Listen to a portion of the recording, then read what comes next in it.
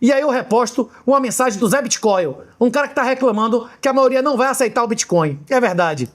Mas a maioria da riqueza vai aceitar o Bitcoin. Aquela que não aceitar será eliminada. Esse é o comportamento dominante. Simplesmente porque o Bitcoin é superior ao ouro em todos os seus critérios aristotélicos de dinheiro. Ele é mais escasso, é mais divisível, é mais transportável e é mais fungível. Aplicativo do BRICS-Pay já está no ar, integrando o pagamento de ditaduras do bloco.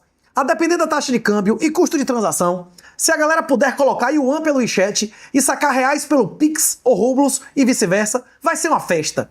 Ou festa da arbitragem, ou festa da fuga dos controles de capitais. Abre oportunidade até para arbitragem de gente querendo comprar Bitcoin e tirar grana de ditaduras. Pix do BRICS já está em funcionamento e facilitará muito a vida de quem quer viajar. Quem quer viajar para ditaduras totalitárias. 3 vezes esse mês, o CEO da Anthropic, a empresa que desenvolveu o cloud, foi notícia aqui na minha timeline. Eles prometem que a inteligência artificial será super-humana em poucos anos. Afirmações extraordinárias exigem evidências extraordinárias. Se ela chegar ao nível humano acima da média, veremos novos medicamentos criados por IA, novos designers para objetos do dia a dia criados por IA, novos materiais criados por IA, com processos para produzir eles, substituindo com superioridade os que nós temos hoje, novas plantas e animais por edição genética melhores e novas descobertas científicas relevantes criadas por IA. Existe alguma coisa dessas criadas por IA? Não. Então nós não podemos chamar isso de inteligência e, no máximo, de automação. Até lá, a maioria das pessoas vai continuar achando que é só automação e não é qualquer inteligência nesses sistemas. Até lá, essa galera falando de AGI, para mim, é igual a galera na televisão falando do velho ET Bilu, não é isso? Opa! Novamente falando do leste europeu. Desde o fim da União Soviética, a população da Bulgária caiu de 9 milhões para 6, da Ucrânia de 52 milhões para 30. Rapaz, é foda, hein, velho? 50 milhões para 30 é foda, velho. A Bulgária perdeu a maior parte dos jovens produtivos. A idade média lá é de 47 anos, da Ucrânia de 43 e do Japão 50, que só perde para Mônaco com 56. Agora, Mônaco não tem problema não, que o cara vai morar lá quando ele já venceu na vida, né? Os países da periferia da União Europeia foram desindustrializados, perderam moeda soberana e autonomia de política monetária e, pior, perderam os mais jovens e produtivos para a migração. Receberam moeda estável, redução de custos com produtos importados e aumento de liberdade de movimento e migração. Porém, sem a desnazificação dos governos oligarcas, a única alternativa à submissão ao crime é a migração. População idosa não vota por mudanças drásticas nem faz revolução. Na maioria dos países do leste, a adesão à União Europeia só perpetuou os oligarcas e a corrupção. Quanto mais gente migra, menos oposição interna tem o ditador. Esse é o modelo cubano: exportar insatisfeitos e ainda monetizar as remessas deles para quem ficou para trás. Muitas pessoas, inclusive, dizem que ninguém nunca ficou rico seguindo o consenso de Washington. Todo mundo que fez parceria com o Banco Mundial e com o Fundo Monetário Internacional foram destruídos financeiramente. Eu vou dar um exemplo no leste que isso não é verdade. A Polônia. A Polônia, depois da Irlanda, é o país que mais cresce na Europa nesse século, meu irmão. A Polônia tá bombando. Ela saiu de ser um país do nível de riqueza do Brasil para ser mais rico por cabeça do que Portugal. E fez isso privatizando completamente seu setor bancário e deixando toda a estrutura socialista soviética se destruir, meu irmão. Eles tomaram remédio amargo e hoje estão aproveitando os bônus. Opa! Essa é uma passagem muito importante de um filme que eu recomendo altamente, se você tiver filho homem, botar o guri para assistir. Os Intocáveis. Inclusive, esse filme explica muito bem as consequências da proibição da bebida alcoólica, que são homólogas à proibição de drogas.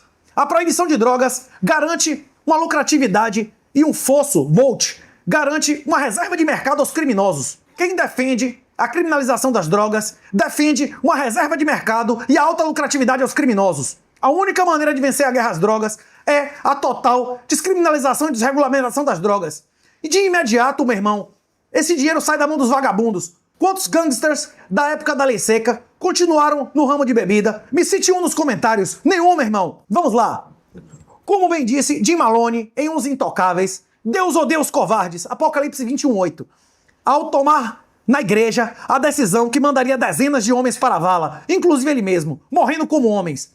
Quem abandona Deus, inevitavelmente, vira cavalo do pai de baixo. Cavalo é aquele animal que se senta em cima, meu irmão, e vive em ansiedade, medo e dominado pelo ego e reflexos imanentes. Quem aceita que viver é Cristo e que o certo e o errado nunca mudaram, nem mudarão até o fim dos tempos, Mateus 5, 17 a 22, também aceita que morrer é lucro. Filipenses 1:21. A perda da criatividade é a perda da coragem, que é o desarmamento físico e mental com o aumento da adoração à religião civil totalitária, que a maioria dos seus lacaios negam, dizendo ser ateus. Por que eu comentei isso? Porque o print de Duduca comenta o apagão de criatividade. O apagão de criatividade não é uma impressão, é um dado da realidade altamente mensurável por diversas proxies. A humanidade se torna cada vez menos criativa, com mais controle estatal e mais sanções às pessoas que saem da caixinha. Nós vivemos em um mundo cada vez mais totalitário, cada vez mais tributário, cada vez mais controles estatais e regulações absurdas. E a consequência é o menor desenvolvimento de criatividade científico. A chave para a perda da criatividade é a perda de Deus. A chave para a perda de coragem é a perda de Deus. Quem reconhece Jesus como Senhor e Salvador, reconhece que viver é Cristo e morrer é lucro. E você, que fica fazendo gozaçãozinha no comentário aí, dizendo que eu digo que todas as leis são eternas, exceto o sábado dos 10 mandamentos, eu já disse a você, não sou eu, mas o próprio Jesus que diz que Jesus, que é o sábado que existe para ele e não o contrário. As regras cerimoniais do Antigo Testamento são eternas, mas a sua vigência foi revogada com a nova e eterna aliança. Se Deus mantivesse a vigência das leis do Antigo Testamento, ele permitiria a destruição do templo? Ele permitiria a perca da Arca da Aliança? Sem o templo, é possível que a lei do Antigo Testamento seja integralmente cumprida, sim ou não? Deus desejaria dos homens o impossível? Eu acredito que não. O meu Deus é o Deus que dá oportunidade à salvação com uma graça imerecida, e não como um contrato. Startups de inteligência artificial só queimam caixa e projetam queimar mais e mais até 2028. Se esse setor não gerar fluxos positivos até 2030, trilhões de dólares vão ter ido para a vala. Trilhões de dólares é PIB do Brasil, meu irmão.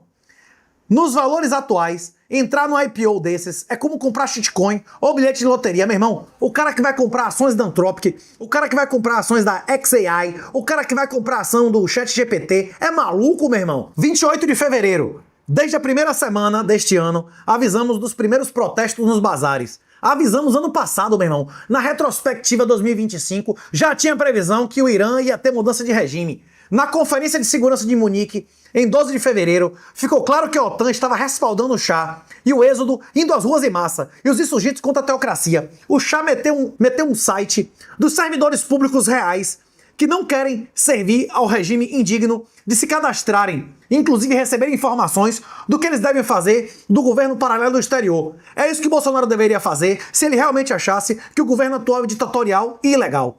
É isso que a família de Bolsonaro toda deveria fazer se ela achasse que a eleição não foi lícita. Parar de receber dinheiro de um regime que eles alegam que foi eleito com votos fraudados e ir trabalhar para recrutar servidores públicos e brasileiros no exterior. Primeiro para fazer o desinvestimento total e depois para a derrubada do regime ditatorial. Essa semana, a única hora que Trump foi unanimemente aplaudido no State of the Union foi quando falou que ia sentar a madeira no Irã. Até os vagabundos da esquerda aplaudiram, o que significa que satisfez o seu pai, o pai da mentira. Estou feliz com a derrubada do regime iraniano, mas dizer que eles estão à beira da bomba atômica, nós todos sabemos que é a mesma conversa da guerra do Iraque, meu irmão. Essa conversa de armas de destruição em massa foi mentira que justificou a invasão vergonhosa no Iraque. Agora, os milhares de protestantes mortos pelo regime são verdade. Rapaz, podem não ser 40 mil, mas milhares de pessoas morreram protestando contra esse regime. E todo regime socialista é revolucionário e esquerdista. Ah, mas o Irã é conservador. O Irã é o segundo país do mundo que mais faz castração de criança, meu irmão. É o país campeão, fora a Tailândia, de cirurgia de designação de sexo, que o Flávio deve ser a favor, porque fica dizendo todes. Quem diz todes é contra ou a favor do transexualismo satânico. Hoje começou. Trump e Netanyahu foram à TV dar a ideia que iam sentar a madeira e mudar o regime. E a troca de mísseis já começou. Aqui, ó. Pedimos a Deus que proteja nossos heróis em perigo. Isso foi no dia 28 de fevereiro. Trump já admitiu alguns poucos soldados americanos mortos, assim como houve mortos no Catar, houve mortos no Kuwait, houve mortos nos Emirados, mas em um dígito. A esperança da coligação americana obliterar o Irã depende de 3 fatores-chave. Número 1, os aliados da região, como Arábia Saudita, Bahrein, Catar, o Kuwait, permitirem o amplo acesso às suas instalações para ataques. Número 2, a maioria dos servidores públicos ou uma boa quantidade do exército regular, que não seja a guarda revolucionária, passarem a executar aqueles que sejam leais ao regime. Aí acabou, meu irmão. Não é não, Erlen? Enquanto o país tiver uniformemente mais de 80% das pessoas sendo fiel aos princípios da Guarda Revolucionária Islâmica e à teocracia, meu irmão, vai dar trabalho. Os persas, os iranianos, têm muito orgulho de dizer que eles nunca foram colonizados. Até quando Alexandre o Grande os derrotou, ele passou a governar da Pérsia. Eles têm a mesma tradição de vencer grandes impérios e de ser um cemitério de impérios do Afeganistão. Vamos ver se dessa vez a história se repete. A questão é que a família real deles está do lado dos Estados Unidos. Irã bombardeou Emirados. Coluna de fumaça de drones. Fogo em Dubai. Aeroportos fechados com multidões tentando embarcar. Não sei se o Erlen vai botar a fila de puta lá. Isso sim é o primeiro dia. Até o regime cair podem ser meses. Trump está derrubando um regime criminoso e socialista, mas com base nas mesmas mentiras da guerra do Iraque. Não sejamos hipócritas. Se os esquerdistas aplaudiram, agrada ao pai deles.